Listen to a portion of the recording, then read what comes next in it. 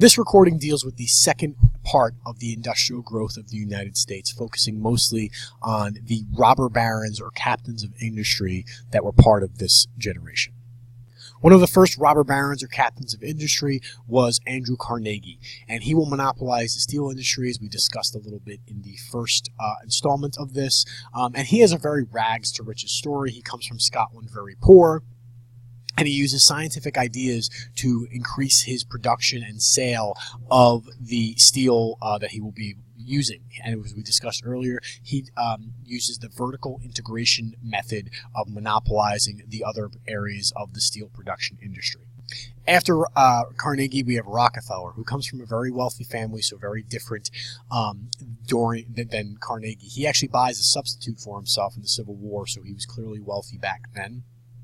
And he forms the first modern corporation called Standard Oil. He is the first billionaire in United States history in 1900. So that's quite a significant amount of money. Today, obviously, more than 100 years ago, it was even more significant. And he will use both vertical and horizontal integration to gain a monopoly over the oil business. Cornelius Vanderbilt will also become a robber baron or captain of industry in this period.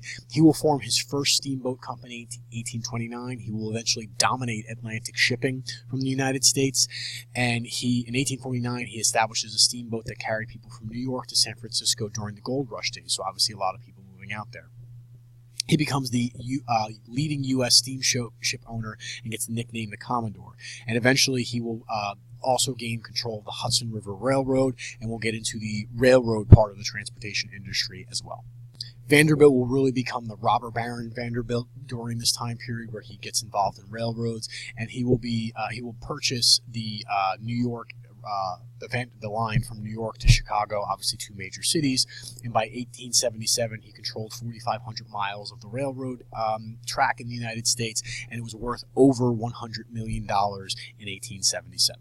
So these gentlemen have two sides. They have the robber baron side, where they were taking over industry and doing some not so ethical things to get themselves more money. But they also had a philanthropic side, where they had an idea that they had to help out mankind because they were the best version of mankind, because they were successful in business.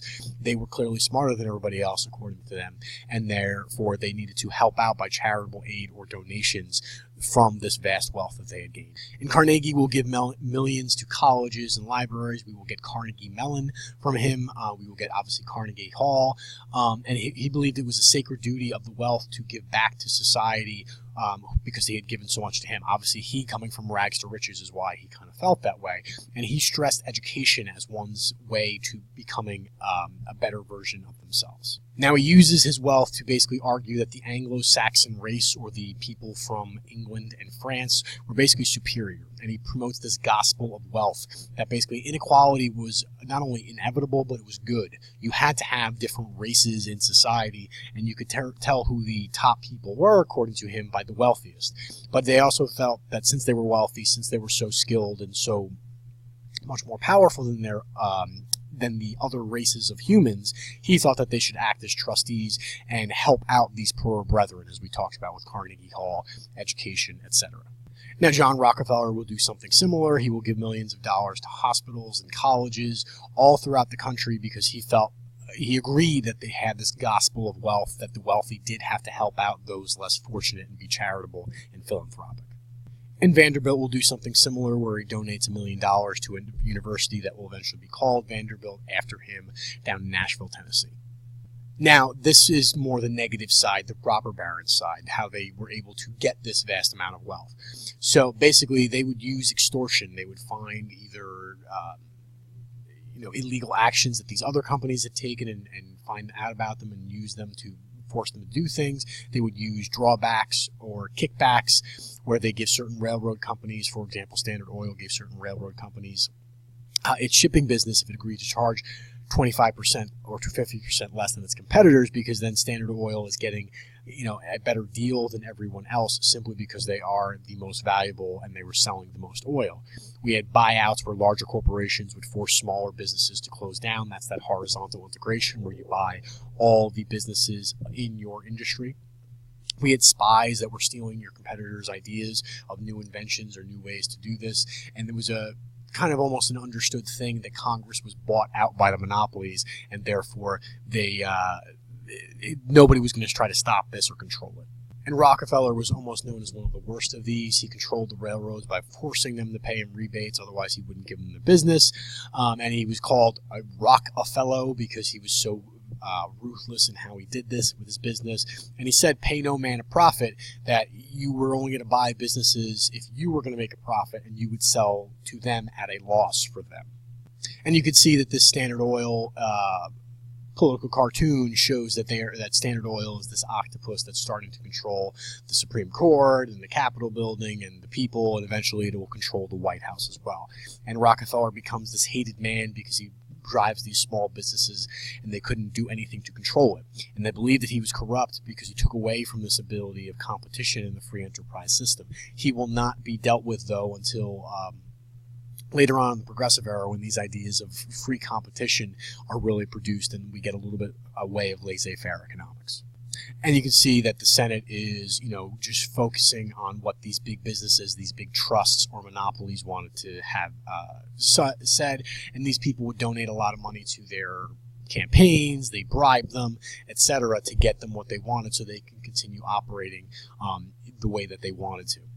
So again, when you look at these men, you see two sides. You see the robber barons, the negative side, where they were ruthless and they drive people out of business and they hurt the environment.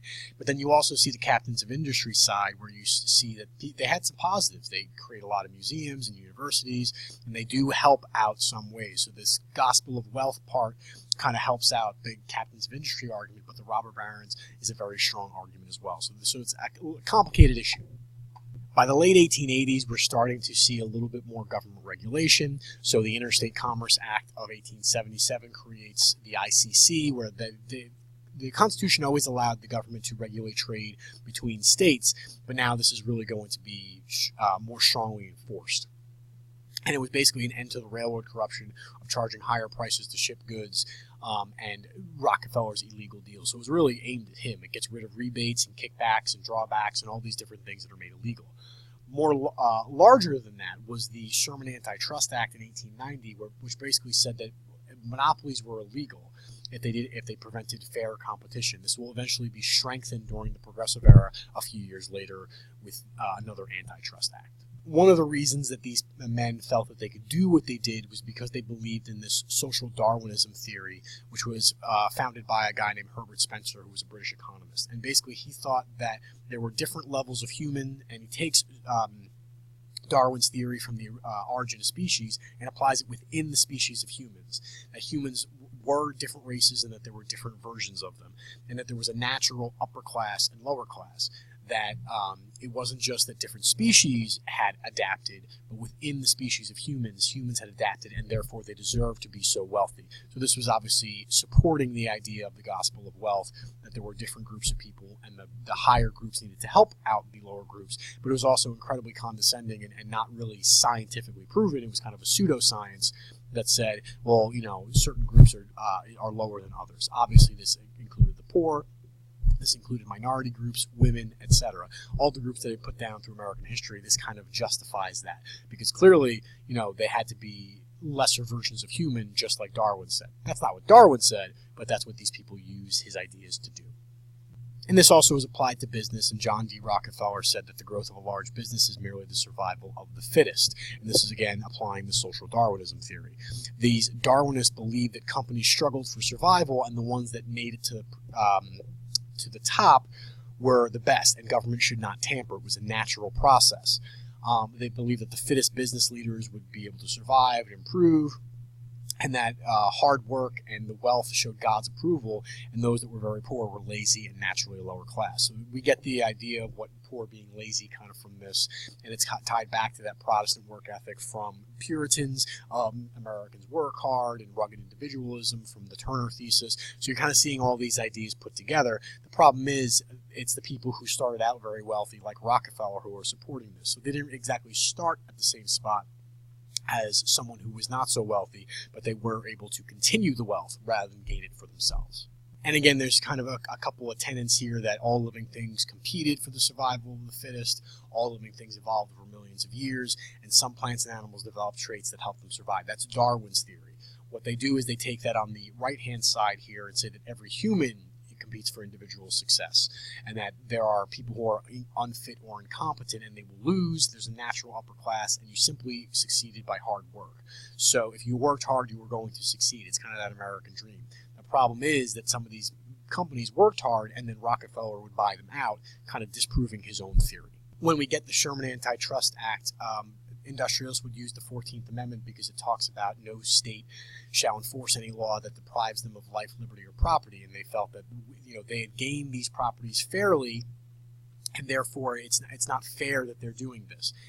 It was kind of a weak argument because it's very obvious to see that it wasn't so fairly gained, but that doesn't mean that they didn't try to use it against the Sherman Antitrust Act. So some of the ideas behind industrialization were the ideas of poor working conditions. These people were not safe. It was very impersonal and unfriendly. Immigrants were taking jobs because they could be they were less likely to complain about these working conditions, and they could work for less. We will start to see a decrease for the work day during this time period, and machines replacing workers. So immigrants and machines were replacing these people, and children were replacing them as well, because again, children could be paid less. And there really was no job security. If you took a day off, you could be fired for simply that issue. There were no protections for you, which will obviously lead us eventually to create the labor unions that will push for some of these rights to be instituted. So again, one of the issues here is child labor, where in the 1880s, children made up more than 5% of the industrial labor force, and children often left school at the age of 12 or 13 to work, and there are many stories of them even younger. Children as young as 6 or 7 would work if an adult in their family was too ill. Girls would take factory jobs so that their brothers could stay in school, because obviously the thought was girls did not need education as much as boys. And the government was not doing anything. We're still practicing laissez-faire, so there was no government assistance or unemployment insurance or anything like that. And the theory of social Darwinism held that poverty resulted from personal weakness. Many thought that offering relief or unemployment would encourage idleness and therefore cause these people to continue to be weak. And we'll talk about this in the second installment, which I will be recording shortly.